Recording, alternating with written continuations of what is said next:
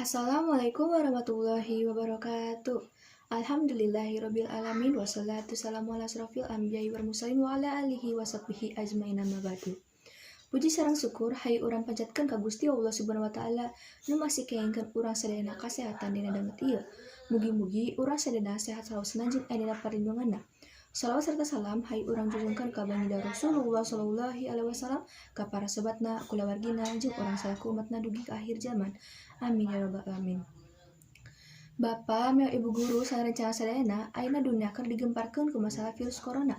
Virus nu tiasa ngabalukarkeun gangguan sistem respirasi sapertos flu nepi ka pneumonia. Sumebarna corona anu gampang jeung gancang pisan ieu tiasa nyieun seueur nagara ngalakonan lockdown.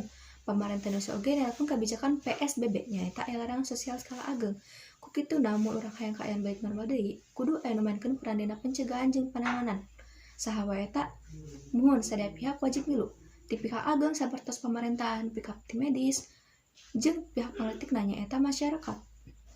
Kelompok masyarakat pangletikna nyaeta kulawargi. Kulawargi gaduh peran anu ageng pisan dina pencegahan corona, kusabab mencegah leuwih sae tibatan tambak. Kumaha wae carana? 1. Cicing wae di imah mun teu aya kapentingan. 2. Nganggo masker mun kaluar ti imah jeung sok ngajaga jarak. 3. Mun batuk kudu baham nggunakeun tisu jeung pikeun luntahna.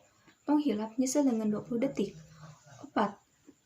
Ngajaga pola hirup sehat sapertos katuangan nu aya gijian, kulan 8 jam, jeung sok olahraga. 5. Nu pamungkas ieu nu pangpentingna nyaeta ngajaga kaharmonisan kulawargi. Nalika sadayana keur diwatesi kaluar ti imah, kehadirat kulawargi jadi solusi jeung tiasa menuhan kebutuhan dasar aruna salaku makhluk hidup.